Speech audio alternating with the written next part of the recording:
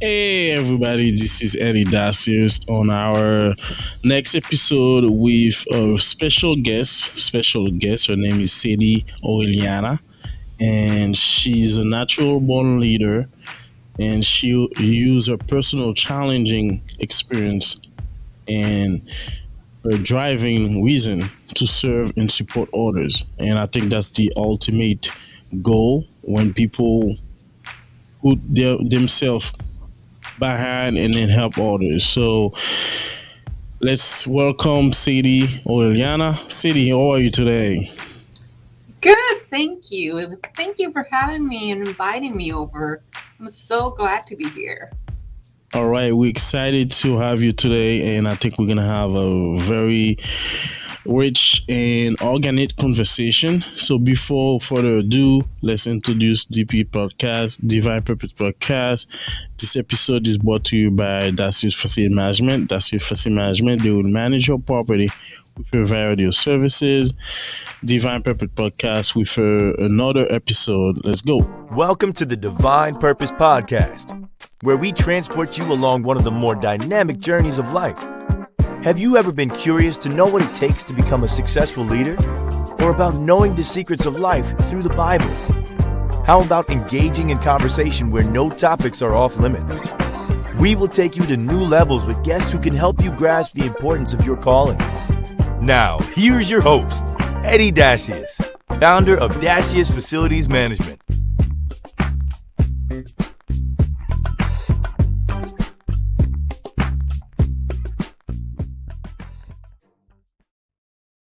Once again, we back with you with another episode. Excited to have you. So, Saidy Orellana, she was born in Guatemala, and she speak multiple languages: Spanish, English, and French.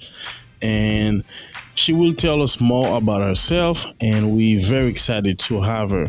Saidy, what can you tell us about you? Well, as I said, I'm glad to be here, and anybody that is watching here, I mean, you're part of it. You're already here, so thank Yes. you for joining us. As I've said, I was born and raised in the city of Guatemala, Yes. and until the age of 16, Okay. I moved to New York then. Later on to California, and then to Oklahoma in 2004. Hmm. And so that gives you a broad perspective of where I've been and where I am now. Wow. So, Big Apple to California, like mostly like the major cities, right? Yeah. So let's talk about the reason we like to have our guests take us to a journey. So, like I said, I think our conversation is mostly based on a journey. We to understand what it takes to be a great leader. So, how was it for you when you got to the Big Apple? Did you experience any culture shock? That was a culture shock indeed. Guatemala is known to have an 80 degrees in Fahrenheit all year long, year round, and especially the city. Then moved to New York during the winter time. And I had to attend school. The school, my dad's apartment was in close proximity to the school. So I had to walk to school 10 blocks every day, every morning during the Wow. snow. And so it was snowing really bad, and I had to assimilate to the weather, to the environment, to my new household. I Yep. mean, it was me with my dad while I was back at home. It was my mom, a single mom, moved to with my dad, and my dad was a single dad, Okay. and but the environment itself was completely different. And Okay. so yes, it was a huge contrast, except that they have really good food. So on that I would Oh wow! I'm glad you compare the food because it's we had a guest. She was talking about hamburger. Hamburger was like a culture shock because when she was back in her country, she used to just see those type of food on TVs, but she was there enjoying it. So let's go like a 360. We go back to the future. Let's go back to the future. What was your dynamic growing up in Guatemala? So I was born the year of a massive earthquake. Okay. in a third world country. And also during the peak of the Civil War, if you know about the United Fruit Company, Yep. that created a lot of conflict, Yeah. and there were a lot of interest in play. And so finally, when the population did not agree with what was going on, they raised and created. There was a conflict, and so by the 80s, the peak of the conflict was there. And so I was born the year where it was becoming harder to leave. It was not safe, Okay. and so time moving forward, being born the year of an earthquake, within a third world country, with all the political conflict and all the civil conflicts, it was very challenging. However, my parents made sure that I was busy with a church, with education, and in every possible sport or activity I could be part of. And so they tried to keep us sheltered as much as possible. No, and and thank you for sharing. This is very important, and I appreciate you taking us to that journey. Let's try to, because I don't think people have a chance to ever evaluate our parents in terms of what they do. And can you take us to, if you had to evaluate your parents' effort to make you who you are now? Or can Wow. you, yeah, so I don't know if you want to dive deep in I I am a fortunate daughter of two hardworking parents.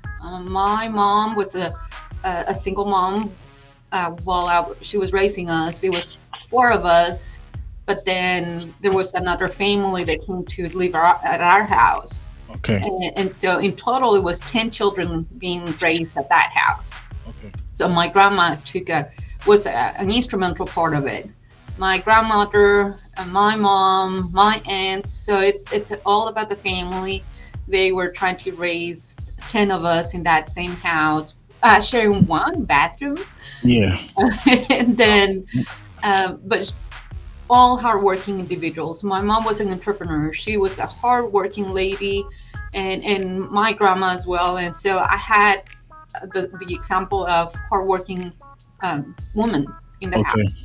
Then when I moved to live with my dad as well, hardworking individual. He was his story. It's also very interesting. And so both of them were highly involved with the community and leaders in the community. And that got my dad in trouble. Okay. He was speaking for other people. And that's, it was not the easiest time to do it. Okay. So, So, how important will you say that your dad or your mom or your grandma character shape who you are now? Because you're saying they are hard workers, outspoken, focus on popular other people. How do you think this kind of shape and give you a trait or who you are now? well, I guess we can go into the nature versus nurture. Yeah. My I really believe God created me with a purpose. Yeah. I know that He made me someone that He needed me in this world, and so He put the right people in my path to shape me into who I am today. And so my parents, my grandparents, and my grandma especially, and my aunts were highly instrumental individuals in my life, positive or negative. They were needed in my life. They are the people that shaped me into who I am today. Wow. And I think we all grateful we have them in our lives. So let's switch to another session where we're gonna talk about what are the three most challenging events in your life and how do they challenge you? What are the three most challenging events in your life and how do they challenge you? Let's start with growing up, the place I was raised into, but then moving to the United States. It was a very challenging time. I was fortunate to know how to communicate in Spanish, English, and some French. I will not say that I'm as fluent, Okay. but I am able to stay, understand, and survive. Yeah. So that was an easier transition. But the environment itself, I realized that people were not as fortunate as I was, and so trying to navigate the new U.S. system Yes. was challenging. But later on, when I moved to Oklahoma, the services provided for the Hispanic community were not as easy. And so my husband and I took on the challenge of serving the community. And so teaching people what it means to be an immigrant in Oklahoma, it has been not in the negative way, but it has been challenging because someone Challenge. has Yes. to do it, and there are not that many of us. Yeah. So all on its own has been challenging and rewarding at the same time. Yeah, and like I said, those questions allow us to kind of know who you are, and allow us to get a better understanding. So, you quickly talk about uh, your upbringing. So, any favorite childhood memory you can share with us? My childhood, as I said, it was 10 of us, so it Okay. was very entertaining. Um, all of it, it was hard for me to think of just one single one. Okay. Because I was very busy all the time. I mean, I was in band, I was in sports, I was in church. I remember leading one of the Sunday school services, the children's service, leading, and I was 9. So Okay. that can tell you I was very active, and so I love my childhood. It wasn't easy. It was just entertaining. No, no, and this is also very very good information. So now, what is the most thing you are proud of you accomplish? I'll say staying married for 28 years Wow! and raising Congratulations. and raising 3 amazing children. My kids are just amazing. I might be the mama, and that's why I feel that way. But they are, now they've completed their college education. My baby, she's about to start her senior year, Okay. and in the U.S. that is not as easy, Okay. being Hispanic, and so keeping on being the second generation of being college students, but also being a good citizen, contributing to the society. That's already an accomplishment for me. Now, on the professional side, I have been awarded and acknowledged by several human rights institutions, and I was in 2020. I was selected as one of the top 50 women making a difference here in the state. Wow. This June of 2020, I was selected among the 51 community leaders in the state of Oklahoma. Wow, this is great accolades, and congratulations. So now, one thing I feel like I need to ask you is, there's a process to embrace your purpose. So I call it embrace your calling. There's a process, and most of us, I don't think we agree at the first sight to go, oh, this is great, let me go. So take us to what happened, and how did you realize that, okay, this is your path and you have to embrace it? In 2008, we were asked to plant a church. My husband and I have been involved in church since we were little, Okay. and so in 2008, it was finally the time. Throughout all that time, I kept saying no because it was challenging. Just thinking of being in leadership, the lead pastors or the planters, I Yeah. thought I was not good enough until the Lord spoke to my heart and He said, "You are not good enough. I will take care of you, and I will be leading you, and so that's what's going to help you." So I had to depend on what the Lord was going to do, and So until today, we're still serving the people in the area. And later on, I did choose to go back to school and continue my education as a non-traditional student, as an adult, pursuing a higher education degree. And I was going to choose one school, and then I had already a full ride scholarship to one school, Okay. and it was a Christian school. And so I thought it's already taken care of. And then the Lord spoke to my heart, and he said, no, you're not going to that school. You're going to this other school. Wow. And I said, no, how am I going to afford it? And he said, I will provide for you. And I will give you this example, and I'll have you go through this, and you'll see that it's me telling you. And that was at 6 a.m. One morning at 8 a.m. of that same day, it was being confirmed exactly the way he said it. And so everything changed in my life, but I knew that it was the Lord guiding me on that. And so I went ahead and I was obedient. It was a very challenging moment because I had to change everything that I had worked for in 2 weeks. Wow. And it wasn't me opening doors. The Lord had already opened doors. From then on, it has been one goal after the other goal reached. And I know that I've been empowering people because the Lord has allowed me to go through those doors. And to this day, I am also the current reigning Mrs. Guatemala for Oklahoma. Yep, I know. I see that. 21-22. And I was hesitating to be involved in that because as Christians, we think, well, that's worldly matter, so I shouldn't get involved in it. And so the Lord spoke to my heart, and he said, the doors that I opened for you, you go through them because I opened them for you. You didn't do anything to earn it. Wow. And so here I am living a purpose life. Wow.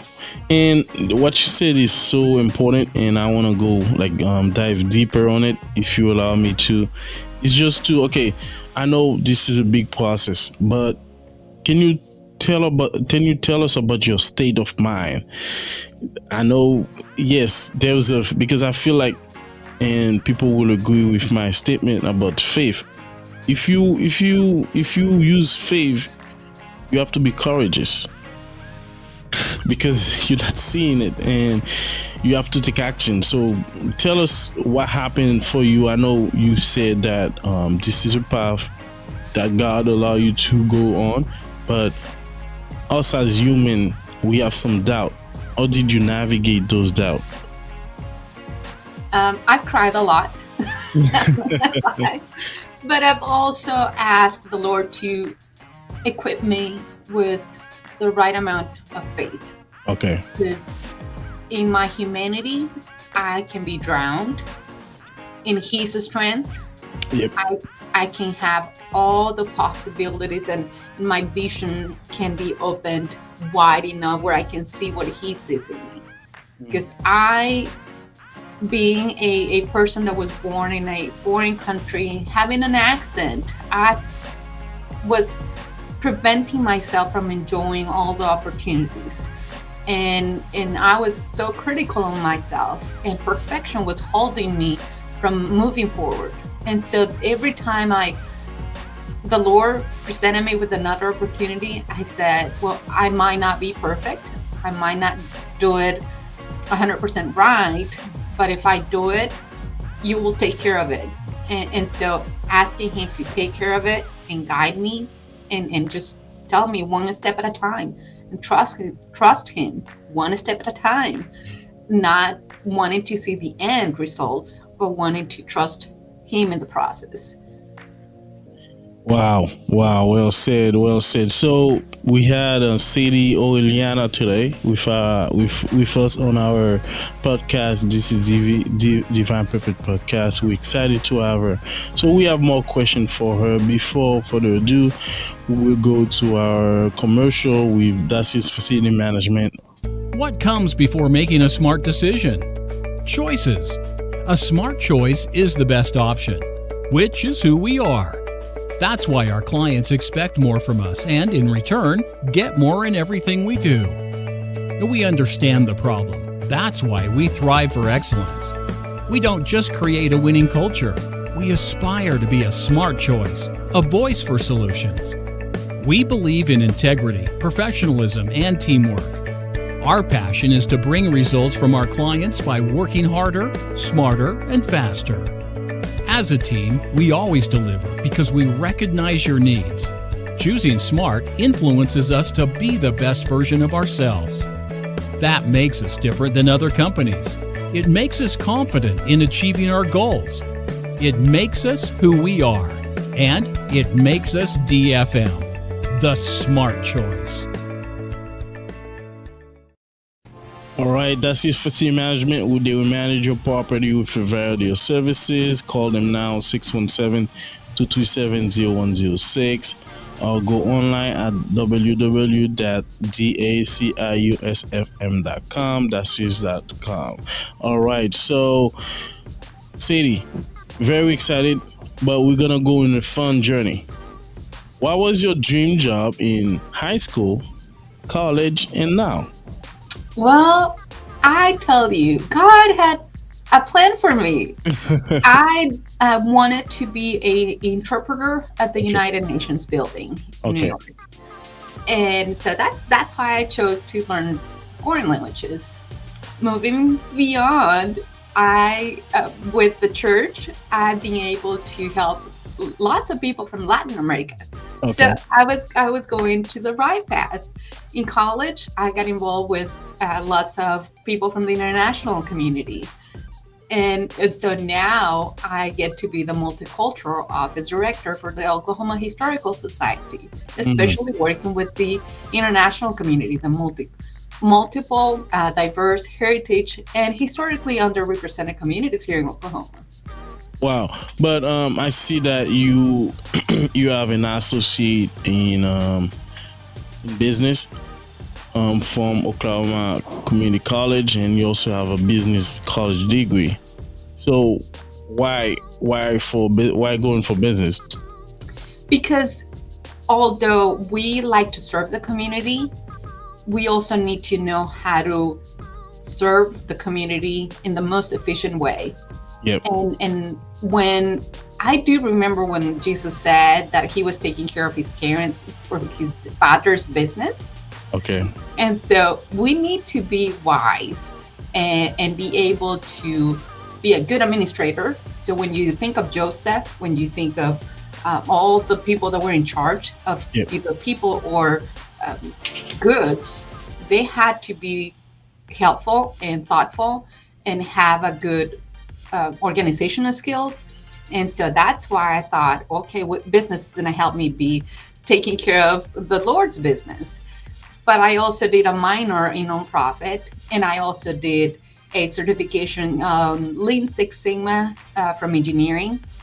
Okay. The business was focused on supply chain because I see the need of looking at the big picture, but then Lean Six Sigma allows me to see into the detailed version of all the what it's included in the business side.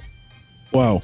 And so now, and I'm glad you mentioned that, because me personally, I own my own business, and I also work full time as an instructor, and I see the difference, and I think it's very beneficial for whoever has the drive to be a business owner. But let's go with what is one piece of advice you would give to someone starting their career now? Don't expect to know it all. It was hard for me to choose what I really wanted to do.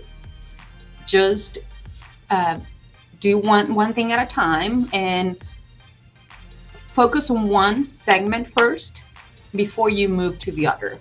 Be resilient. Finish one level at a time. So I started with an associate, and I thought maybe that's it. But then the opportunity came, and I took the next level. And another opportunity came, I took the next level. But I completed the previous one, because that sense of completion will help you feel like you're capable. And so don't let challenges um, discourage you from Okay.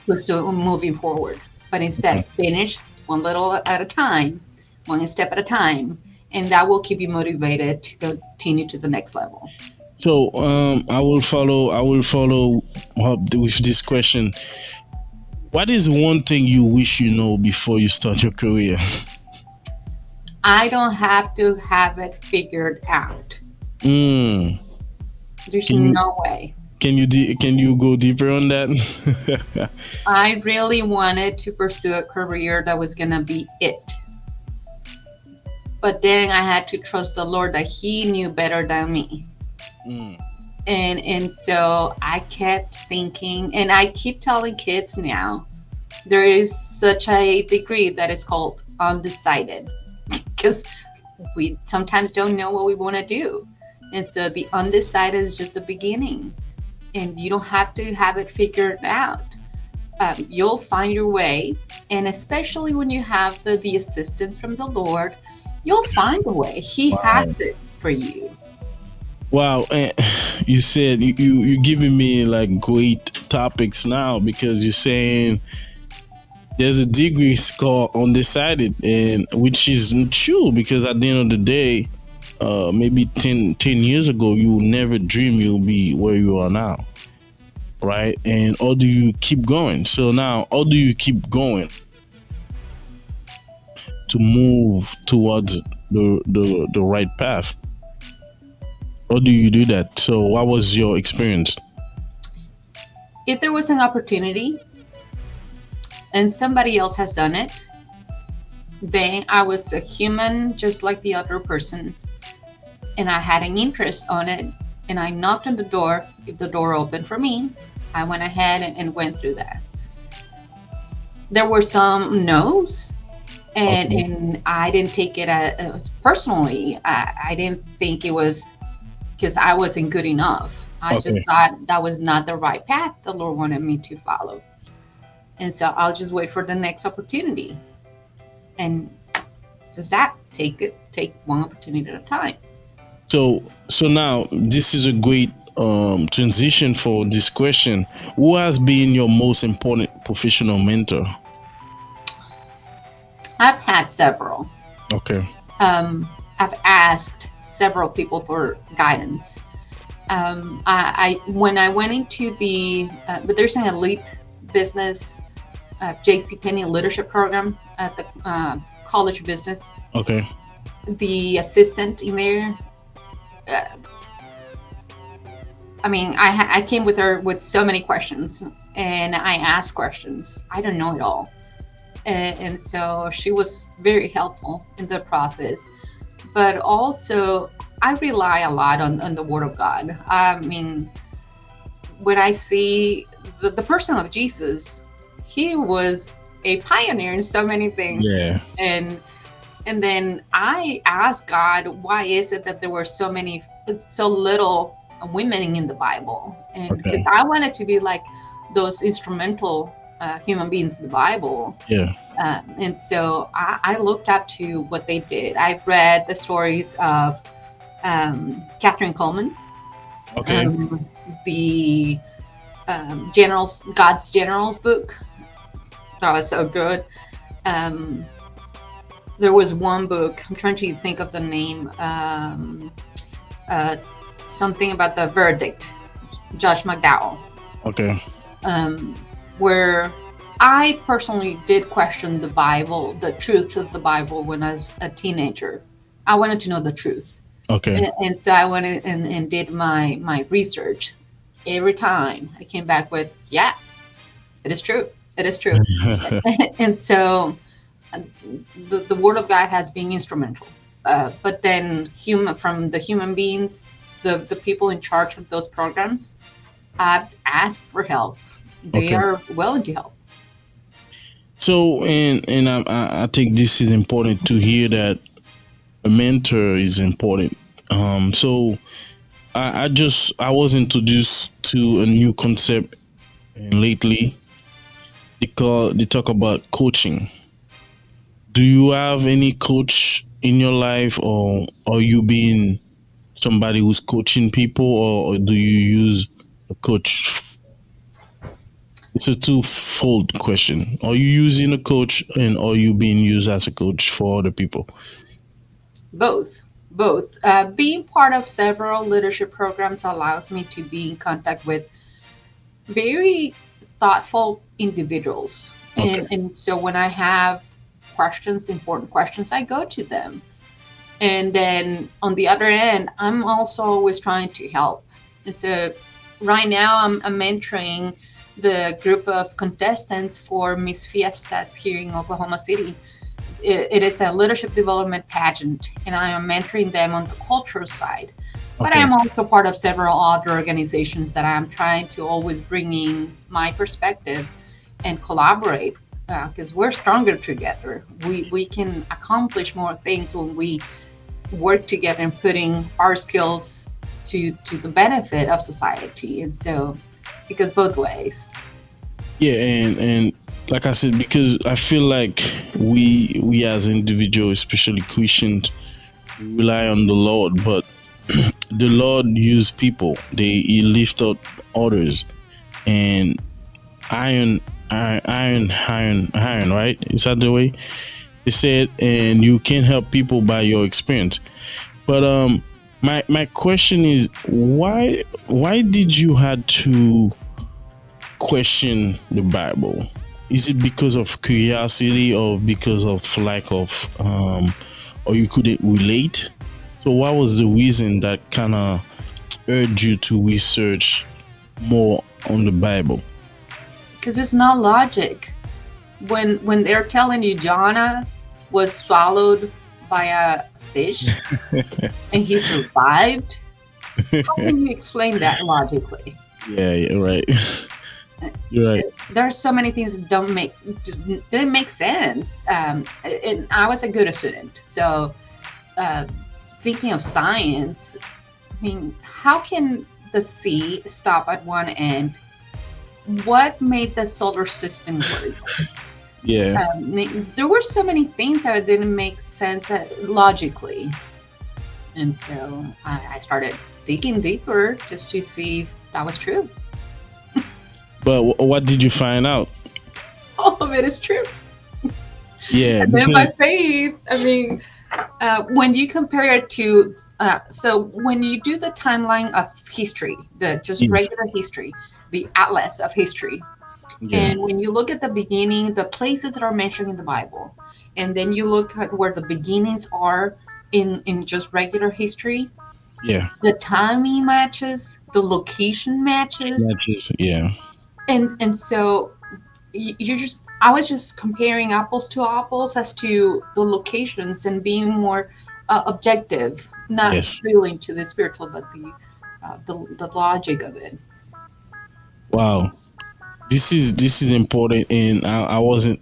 That's one thing I said every time we had a guest.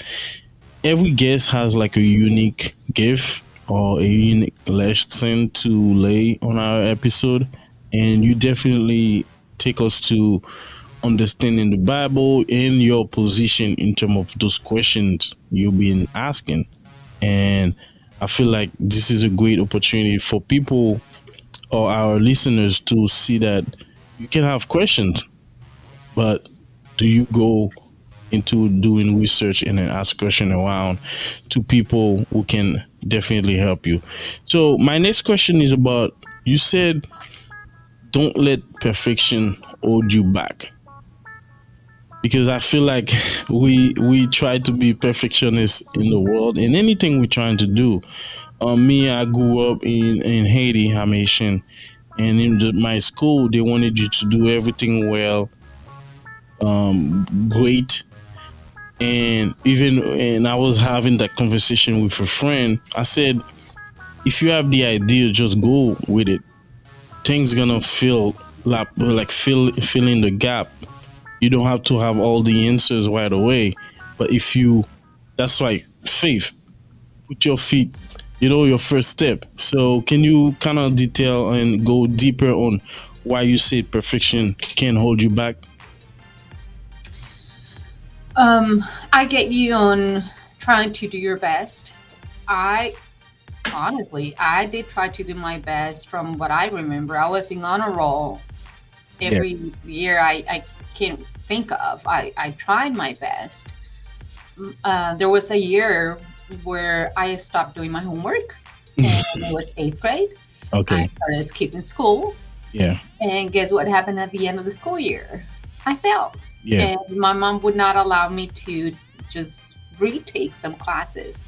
She had me retake eighth grade, even though the previous years I had been honor roll. Oh no. Yeah. That year, uh, and so I learned my lesson. But what I got out of it is that I had a second chance, and that I wouldn't let anything else pass me by. Okay. And so from then on, I uh, took every opportunity, even if it was a small opportunity. I would not let one small opportunity pass by. And then we come to think that we are the ones coming up with those ideas. Hold. When Mm. you're thinking of some creative ideas, don't think that all of them came from you, or I don't think they came all from me. Sometimes I wake up with this random idea. Idea. Yes. I was sleeping. How can it come from me when I was asleep? No, it comes from someone else. Yeah, Not it was specifically from downloaded. me. It's like Jacob. It was downloaded to your brain, right? And this is interesting because you said, and the way I'm trying to rephrase it is like you were opportunity chasing in terms of like any opportunity that appears in front of you, you don't let it go, right?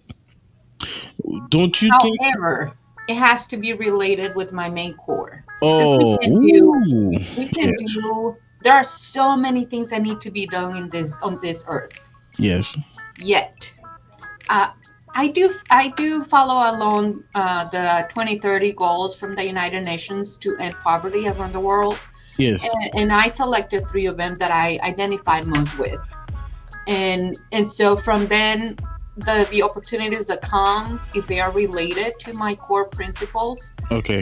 then I follow them. It's not like I'm gonna be chasing for every single item to do. 'Cause, I mean, there's only so much energy I can have. Yes, and 24 hours in the day too. So, how do you? How can I say? How do you focus on your main core? The reason I ask is because it's the same related to embrace your calling. How do you highlight your main core? Because Okay, so yeah, go ahead. the commandment of love God, Yep. love your neighbor as you love yourself. So Yes. those are my three Yeah. main values, my internal core principles. From then, if there's something that I will honor God, yes, I will do it. If that's something that will help me let my neighbor feel loved, yes, I will do it. Okay. Will it be something that will allow me to feel accomplished at the same time that I'm loving my immediate self, which is my family, and that will not prevent me from enjoying my personal life? Yes, I will do it. I just gotta find the balance in my day, and will it be fulfilling, honoring God, helping others, fulfilling myself? Then that's as much as I can do. I mean, some of the goals, the 17 goals from the sustainable goals, Yep. are helpful to filter down into the many options. But I go back to the commandment of loving God, loving my neighbor, loving myself. Wow. Great answer. So let's say we're talking about somebody who's not Christian and they don't have the Bible as a guide. So how can they lay down their core values? Every faith has principles. Yes. And when you look at all of them, because I had my study abroad to Asia, Okay. and I met a lot of people from the Buddhism faith, and I also have friends from the Muslim communities, and all those faiths, beliefs surround about being good to other people, Yeah. being good to society. So if you're being kind to people, that's important. One thing that us Christians are having a battle with is being judgmental. And so loving one another, we gotta season it and be mindful about how we're treating other people. And showing God's love is our responsibility. Regardless of what people choose to do, showing God's love is our responsibility and sharing his love. Wow. Wow, well said. So we're gonna switch before we get to hot topics. So as a busy woman, and I see you doing a lot in the community, do you have a safe haven or a spot that take you to kind of reload your mind? So what is it? Is it traveling? Is it spending time with family? So let's see that side of you in terms of where do you go to reload when everything overwhelmed and everything going on out the world now? Yeah, if my family is important, very important to me. And then traveling, I try to make time to travel. Okay. That's the only way, especially if I'm going abroad, that's the only way I can really disconnect, because I know that I cannot answer the phone. And I turn off my messages during that time. Okay. So I make time to disconnect. And after business hours, I learned that I need to wait until the next day when it's business hours to reply to messages. I have to disconnect at some point. Important, and great advice. So we're gonna switch to hot topic. So hot topic is a segment where we talk about subject that very taboo. People don't have a chance to ask people, and we try to get some answers. So let's go with time for hot topic.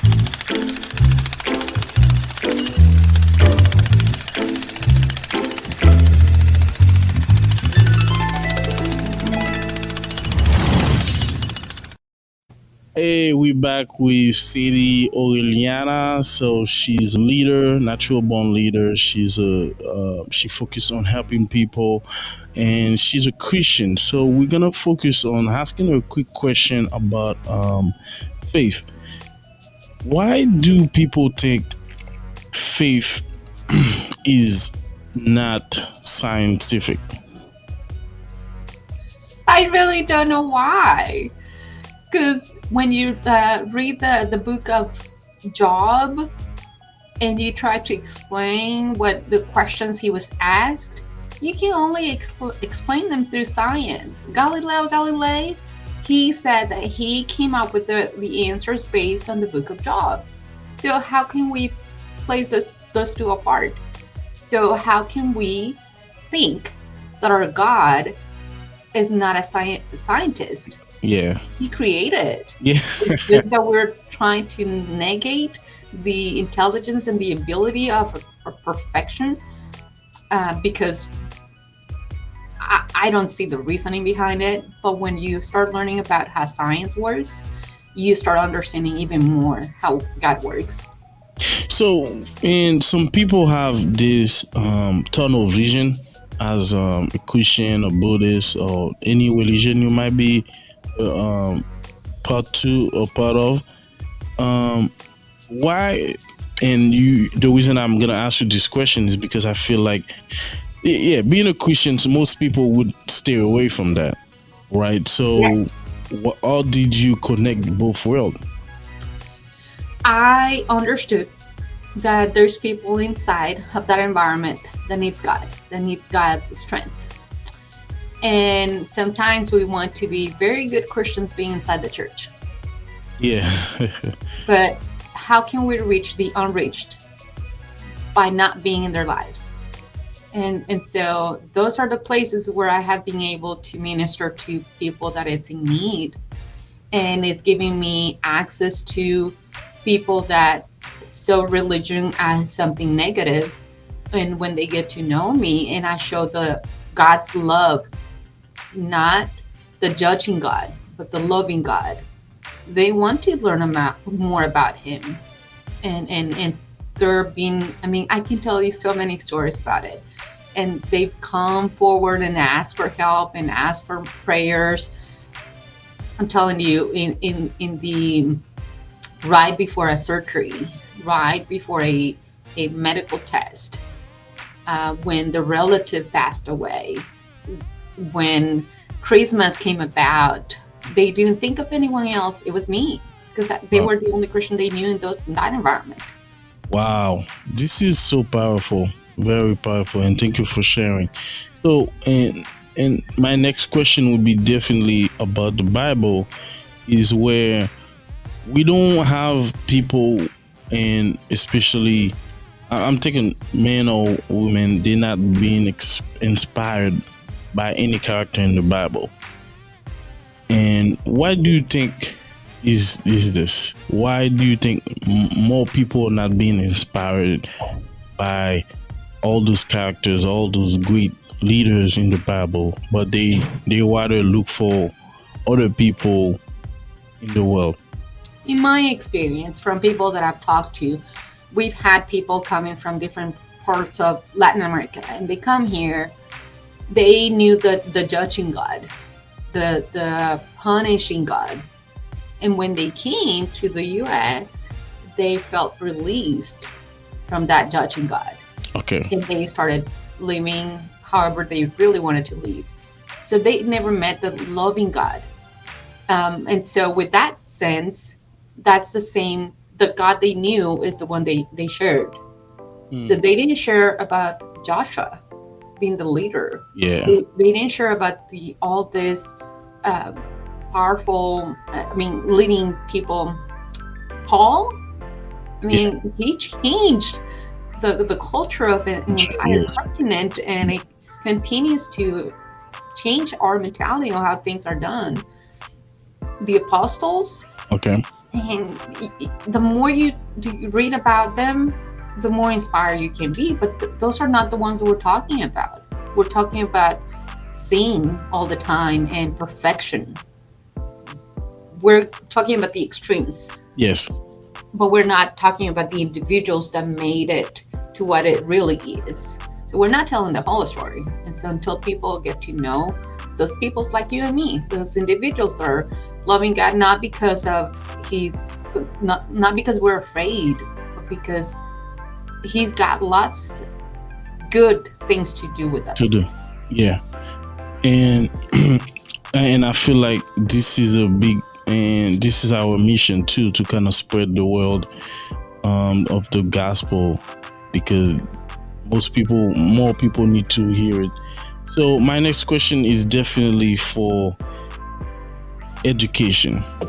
And as Christian, we feel like some people, they don't value education because they think it's in conflict with their faith. And as a accomplished individual and a leader, and I think in your resume definitely promote education and faith, how can you convince us this is important? And I'm still trying to think of the book. I think it's a truth that demands a verdict. When you think of Daniel in the Bible, yeah, and the three wise men, yeah, that were with him, they were not just random people. They were educated, highly educated, and they spoke multiple languages. When you think of Moses, he was highly educated, yes, and he spoke multiple languages. When you think of those leaders, they were educated, and so the faith community, and when I was growing up, I was told that I didn't need to learn all of that. Well, how can we be helpful and be relatable and speak to what the people's needs are? We don't know what they're talking about. We need to be mindful about the social awareness. Yeah. We need to understand their hearts, but we cannot understand their hearts if we're all constantly in conflict with their beliefs. And so we're talking to the superficial because we're not going deeper into what is their real need. And so we were taught just to think of the superficial, not really the internal needs of the people. And so we need to look at life from all perspectives. And education has helped. I mean, people has studied for so long about being a psychologist, a sociologist, the numbers, the letters, there are so many fields out there, and all of them are helpful. And so we have, in addition to all of that, we have God's word. I mean, we're just going to be complete. Wow.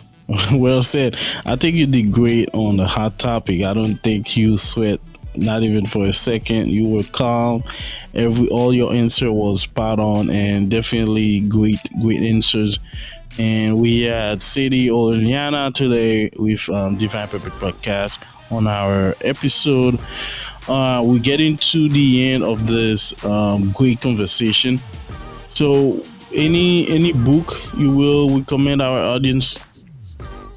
Well, I was recently provided with this book. It's called Faith Through Trial. It's a true story of hope and survival by Dr. Than Van Anderson and Bruce Baker. She was a Vietnamese immigrant to Oklahoma, but she first lived in some other states right before the fall of Saigon of 1975. She went through, racist comments, educational challenges, but she later became the director of the World Languages Department for the Department of Education here in the state. She created so many venues for newcomers to improve their lives. This is an autobiography, and she's going through her third type of cancer, but with strong in her faith. And so she's telling you, how can someone go through trial and still maintain faith? There is another book, Becoming, from Mrs. Obama. Mrs. Obama. Yeah. The work that she did in public service, the work she's done, it's very inspiring to me. On the spiritual side, I read every single book from Catherine Coleman, and because she changed how the spiritual beliefs were in the 1900s and the position of women in the ministry. And I'm constantly reading new books. I've been called a pioneer and an immigrant, advocate, a social entrepreneur, because I'm reading up, and I start one book and I read it, because if not, I'm not going to finish reading it. So I try to start it and finish it. No, definitely. And so now, is there a question you wish I asked you today? Yes. I want you to know where I'm at. I work for the Oklahoma Historical Society. Wow. And it's a government entity that collects, preserves, and shares the history and the culture of Oklahoma and its people. Wow. And so we have so much. Have you heard of Buffalo Bill? But yes. We have that museum in here with Bonnie Bill and all of that. Have you heard of Will Rogers? He was a comedian, but he was a satirical comedian took on some politics. Yes. But he also was one of the pioneers in aviation. Wow. And so the airport is named after him. After him? Oh, definitely. And we have one of his museums. And so we oversee those museums. Wow. So it's all of the culture and the people, and I can take you on a fun ride. If I have the chance to be in Oklahoma, I'll definitely be give you a heads up that I'm coming your way. So we're getting at the end of this great opportunity we had with you, Saidy Orellana. Very great opportunity, very great conversation, and I think people will definitely have a great content in terms of knowing who you are and how did you strive to your path. So, last word for you. Thank you so much for having me, and I hope that many people can relate to this. And if you'd like to connect with me, please do so. I'd like to chat with you as well. All right, so we had Saidy Orellana on our episode with Divine Purpose Podcast. Please subscribe to our channel on YouTube, and you can listen to our podcast on all major platforms. You can go on www.dppodcast.com. Please subscribe to this channel and share and comment. And this is Eddy Dacius with Divine Purpose Podcast and Saidy Orellana. We had a great time. Thank you. Have a good day. Thank you.